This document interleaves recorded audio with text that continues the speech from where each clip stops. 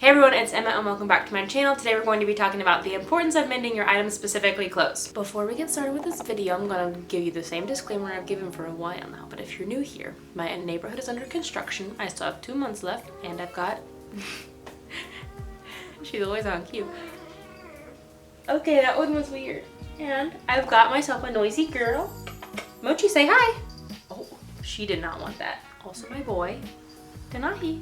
So I want to start off with some facts as to why mending your clothes is so important and why we should prevent them from going to the landfill. Only 15% of consumer used clothing is recycled, but nearly 100% of textiles and clothing are actually recyclable. Over 15 million tons of used textile waste is generated in the US alone each year. Synthetic clothing may take hundreds of years to decompose, so emphasis on mending synthetics is extra important. The average American throws away roughly 80 pounds of clothing per person per year. It costs cities $45 per person to dispose of clothing alone. Only about 0.1% of recycled fiber collected by charities and other take-back programs is actually recycled into new textile fabric. Consumers are the main culprit, as only about 15% of consumer used clothing is recycled, where over 75% of pre-used clothing is recycled by manufacturers. The average person buys 60% more clothing each year and keeps them for about half as long as they did 15 years ago. The average lifetime of a piece of clothing is 3 years. The annual environmental impact of a household's clothing is equivalent to the water needed to fill 1,000 bathtubs and the carbon emissions from driving a car 6,000 miles. Each household, keep that in mind. If the average life of clothing was extended by only 3 months, it would reduce their carbon and water footprints as well as waste generated by 5 to 10%. The recycling of 2 million tons of clothing per year would be the same as taking 1 million cars off of US roads. As the rise of fast fashion, cheap, mass-produced items grows, the desire to just dispose of garments and buy a new one versus repairing what you have has gone up. If you'd like to find out more about fast fashion, I will leave one of my blog posts linked down below, which outlines a little bit about what fast fashion is. I have some other great resources about why you should shop sustainably. I'll be sure to leave all that linked below, and I'll actually be making a video about fast fashion soon, so stay tuned for that. But there's actually one major issue when it comes to recycling textiles, and that is because a lot of the garments we actually own are mixed material. So textiles made of the same material, like 100% cotton or linen for example, are easiest to recycle. Garments made out of mixed materials are actually pretty hard to recycle. So this is why the emphasis is not on recycling, but mending your clothes. Now that I've gone over some of the negatives with you, let's look at some of the positives. The US textile recycling industry removes about 2.5 billion pounds of post-consumer textiles from the waste stream each year, and the industry creates more than 17,000 jobs. Half of our used clothing ends up being donated, which is then given to charities to sell for a little price or actually given away. So just because there are some positives doesn't mean we should stop there. So these statistics that I outlined at the beginning of the video are the reasons why I think that you should mend your clothes and reasons that I actually mend my clothes. So I didn't actually mend this shirt, I kind of upcycled it.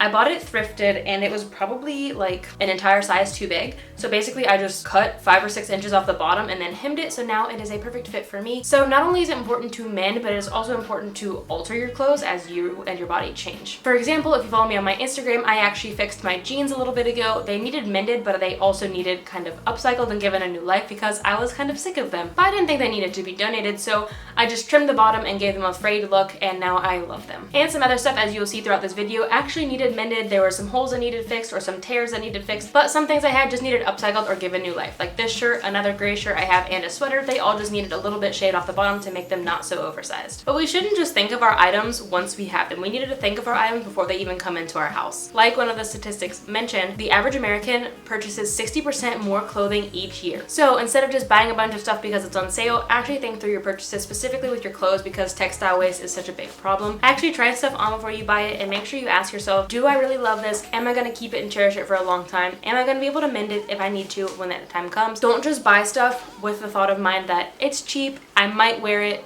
it's kind of cute, those kind of wishy-washy thoughts. Actually have your mindset, what do I need? What am I gonna love? What am I gonna keep forever? Another thing that you can do as a consumer is to shop secondhand and avoid fast fashion. And like I mentioned, you can read my full blog post as to why you should not support fast fashion, but a big reason is because it contributes to a lot of the statistics that I mentioned at the beginning. And like I already mentioned, not just to mend, but also upcycle and give your items new life when they need it. Another big thing that we can do as consumers is to actually think of the end life of your garment, not necessarily when you buy it, but as it starts to progress and wear and tear, try to think about what you're gonna do with it. Are you gonna mend it? Are you gonna give it a new life and style it in a different way? Are you going to be able to donate it? And worst comes to worst, are you gonna be able to recycle it? There are a lot of things that you can do with your clothes. You can recycle them, you can throw them away, which I really don't recommend. You can upcycle them, but the focus of this video is mending them. So why should we mend our clothes? The first reason is because it is cheaper than buying a new garment. It might be a little time consuming to sew up a hole in your favorite pair of jeans. Jeans, especially brand new, cost upwards of $80 or $100. Taking 5 or 10 minutes out of your day to patch up a little hole can save you a lot of money. An example for me with this gray shirt that I absolutely love, instead of getting rid of it, I wouldn't throw it away, I would donate it, but still, instead of donating it and then buying myself another shirt that fits me a little bit better, instead I just decided to cut a few inches off the bottom to make it fit me a little bit better. Of course, mending an item can save it from landfill. Like my favorite pair of jeans, those ones that I frayed at the bottom, they had holes in the back pockets. So these jeans, for example, the ones that I frayed at the bottom a while ago, they got holes in the back pockets. Now, most people when they get holes in a garment, they'd probably just throw it away because that is not in any condition to donate. And since textile recycling is pretty rare still, they probably wouldn't think about that. Instead of doing any of those other options, I decided to just mend them. So this was me saving my jeans from going to the landfill. Mending is also a valuable life skill, and this doesn't just go for clothing, this goes for anything. Learned how to hand sew when I was young, and I just learned how to machine sew about a year ago, and I was mostly interested in learning how to sew with a machine because I wanted to be able to mend my own clothes. I even found my sewing machine secondhand. So this is not only a valuable life skill to teach yourself, but a great life skill to teach your friends and family and your children someday. If you have children. You don't have to have children.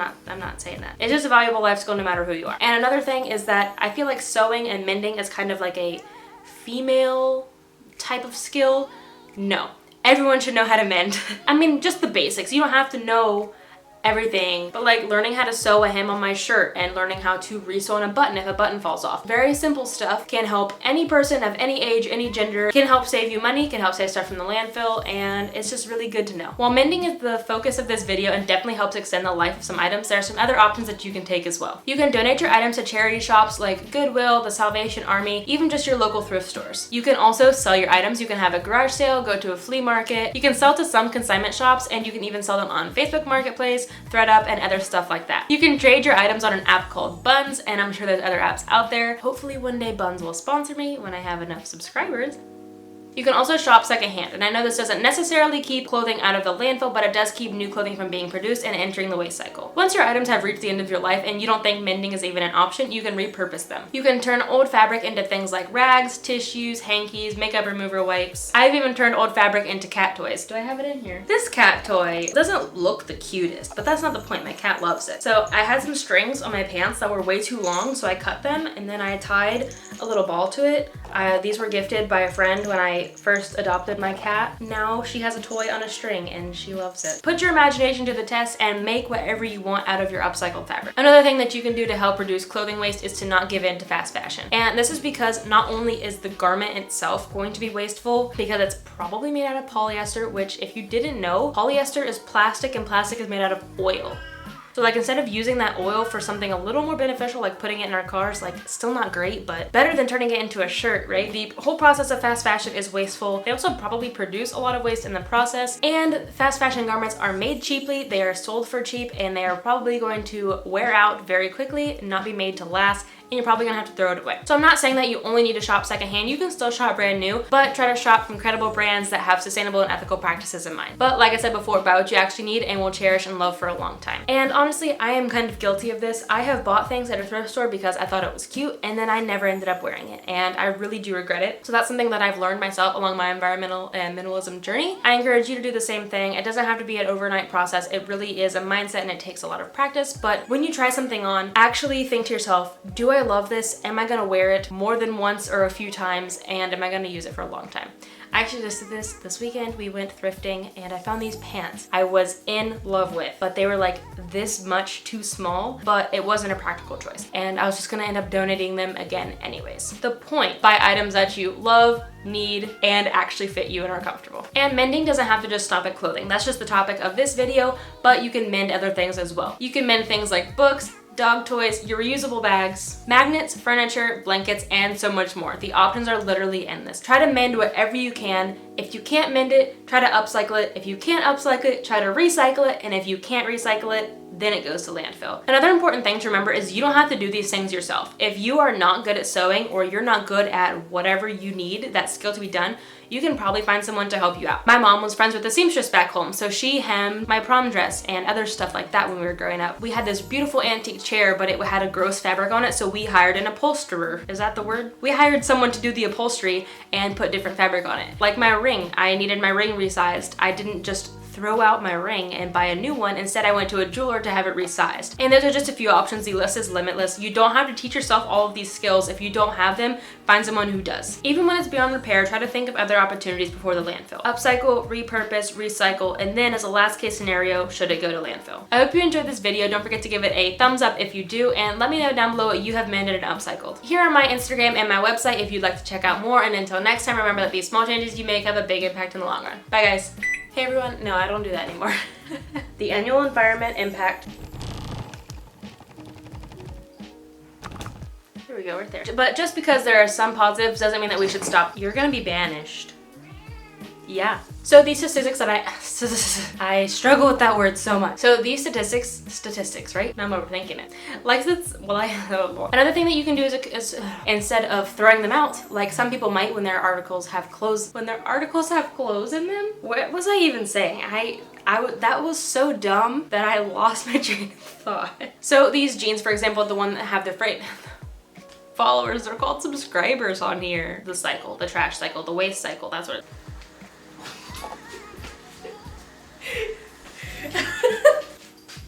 Oh, you're so cute. Got a model with me. Stutter day, wow.